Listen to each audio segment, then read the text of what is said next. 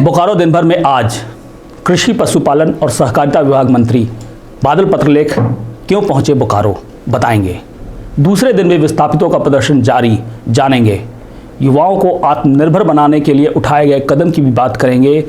नमस्कार, स्वागत है आपका बोकारो दिन भर में। आप हैं सुदीप के साथ। पिछले 24 घंटों में जिले में बहुत कुछ हुआ। हर बड़ी खबर पर चर्चा करेंगे विस्तार से। जहां तक अन्य खबरों की बात, प्रधानमंत्री आवास योजना से लाभुकों को मिला आशियाना, इसकी भी बात करेंगे। बोकारो सदर अस्पताल में बने आईसीयू सीसीयू के ऑनलाइन उद्घाटन में भी शामिल होंगे। जिले के मौसम का भी हाल जानेंगे। कोरोना की भी बात होगी और भी बहुत कुछ। लेकिन पहले देश दुनिया का हाल। भारत में यूके के कोविड-19 स्ट्रेन के कुल मामले हुए 20। वहीं स्वास्थ्य मंत्रालय का कहना है कि नए स्ट्रेन पर भी वैक्सीन कारगर है।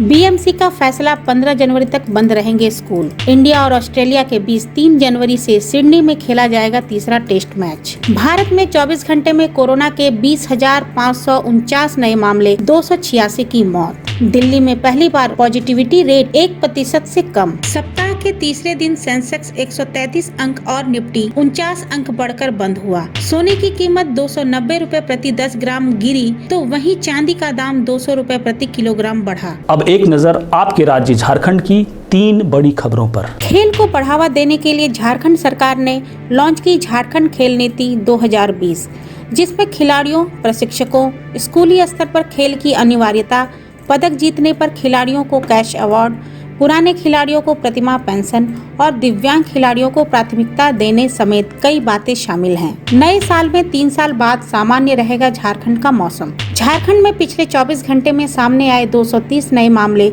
वहीं 5 लोगों की मौत हो गई। तो यह थी देश, दुनिया और झारखंड की खबरें। अब नजर डालते हैं बोकारो के 9 प्रखंडों की खबरों पर, जो आज सुर्खियों में बनी रहीं। कृषि पशुपालन और सहकारिता विभाग मंत्री झारखंड सरकार के बादल पत्रलेख ने आज 1 दिवसीय बोकारो भ्रमण कार्यक्रम किया, जहां उन्होंने राधानगर पैक्स चास में मिनरल वाटर प्लांट का उद्घाटन किया और फिर चास नगर निगम में समाधान ऐप का उद्घाटन किया। जिसके बाद उन्होंने बोकारो आशा लता दिव्यांग विकास केंद्र में किसान सम्मेलन सह परियोजना संपन्न समारोह में भाग भी लिया।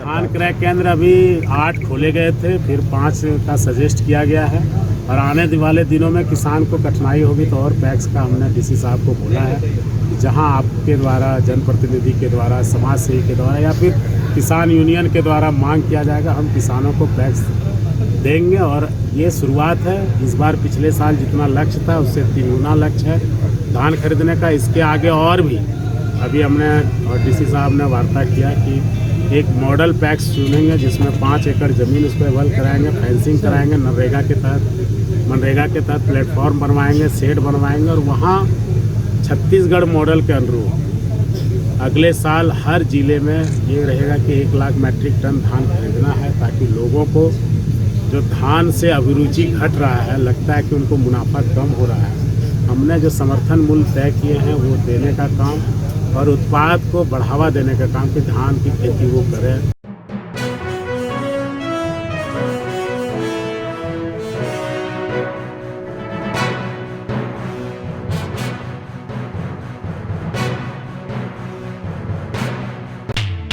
नियोजन सहित अन्य मांगों को लेकर विस्थापित संयुक्त मोर्चा और झारखंड बेरोजगार विकास मंच ने मंगलवार से 3 दिवसीय बीएसएल प्रशासनिक भवन के मेन गेट का जाम आज दूसरे दिन भी जारी रहा।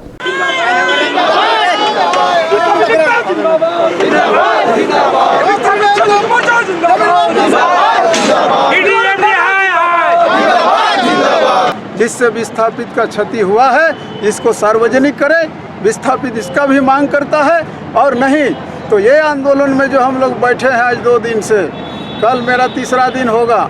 इसके बाद जो आने वाला जो 3 दिवसीय आंदोलन होगा वो एमडी बंगला का घेराव निश्चित रूप से हम लोग करेंगे और यही नौकरी मुआवजा पुनर्वास का मांग को लेके करेंगे। हमारा डिमांड है S1 की बहाली जो करो तुम, वो मैट्रिक पास होना चाहिए, और कैजुअल की बहाली और हॉट जॉब की बहाली बीएसएल के अंदर करो, जो ठेकेदारों के द्वारा लिया जा रहा है।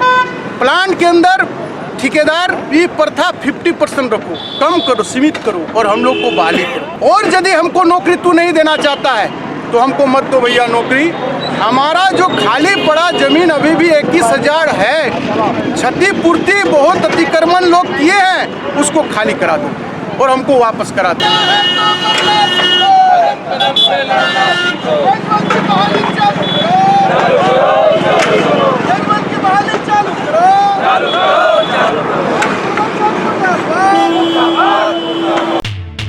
बोकारो सदर अस्पताल में कुछ दिनों पहले बना आईसीयू सीसीयू का ऑनलाइन उद्घाटन मंगलवार को मुख्यमंत्री हेमंत सोरेन और स्वास्थ्य मंत्री बन्ना गुप्ता ने किया। बोकारो सदर हॉस्पिटल में आयोजित कार्यक्रम का उद्घाटन उपायुक्त Rajesh Singh, Bokaro SP Chandan Kumar Jha, Chas SDO Shashi Prakash Singh, civil surgeon doctor Ashok Kumar Pathak, सदर अस्पताल की deputy superintendent doctor Renu Bharti और अन्य लोगों ने मिलकर किया। बोकारो डीसी राजेश सिंह ने बताया उनके कार्यकाल की यह एक अच्छी उपलब्धि है। अस्पताल में आईसीयू और सीसीयू की जो भी व्यवस्था है उसे जल्द से जल्द आम जनों के लिए चालू कर दिया जाएगा। वहीं Bokaro civil surgeon doctor Ashok Kumar Pathak ने कहा, यहाँ का आईसीयू और सीसीयू वार्ड पूरे झारखंड में अपनी तरह का पहला सीसीयू है, जिसमें अत्याधुनिक चिकित्सक उपकरणों के साथ साथ अन्य आधारभूत संरचनाओं की व्यवस्था की गई है, जिसमें कार्डियक केयर और क्रिटिकल केयर यूनिट की चिकित्सीय सुविधा साथ साथ मिलेंगी। प्रधानमंत्री आवास योजना से 560 लाभुकों को मिला आशियाना। हेमंत सोरेन सरकार ने 1 साल पूरे होने के अवसर पर मंगलवार को नावाडी प्रखंड में 399 और चंद्रपुरा प्रखंड में 161 लाभुकों को गृह प्रवेश कराया। सामूहिक रूप से गृह प्रवेश का कार्यक्रम प्रखंड प्रशासन ने कराया और आवासों की चाबी भी सौंपी। बोकारो में पिछले 24 घंटे में कोरोना के 15 नए मामले सामने आए। वहीं 10 लोग ठीक होकर घर लौटे, जबकि 587 सैंपल कोरोना जांच के लिए जमा किए गए हैं।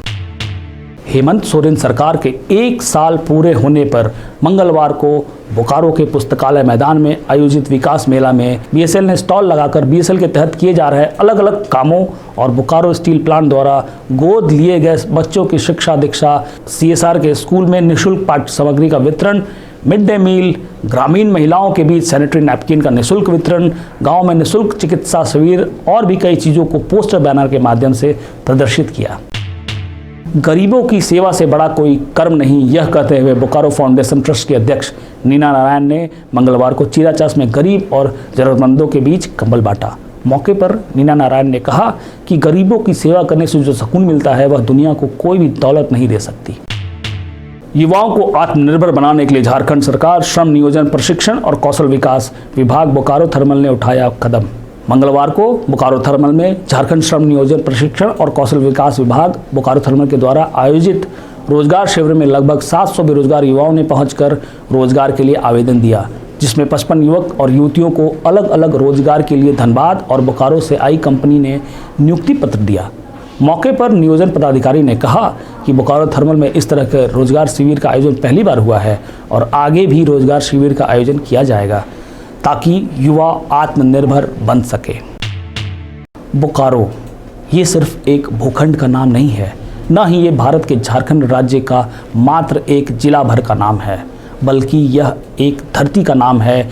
यह लाखों लोगों की जन्मभूमि है, तो वहीं ये लाखों लोगों की पहचान और कर्मभूमि भी है। इसने कई लोगों को दोस्त दिए हैं तो कई लोगों को अटूट रिश्ते भी। बोकारो बना है बोकारो वासियों और बोकारो से ताल्लुक़ रखने वाले तमाम लोगों से।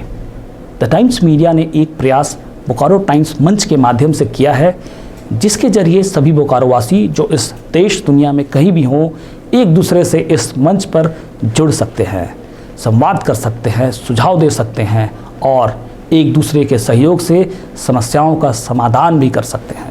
तो आइए हम सभी जुड़े इस मंच से कि सबकी तरक्की निरंतर रहे।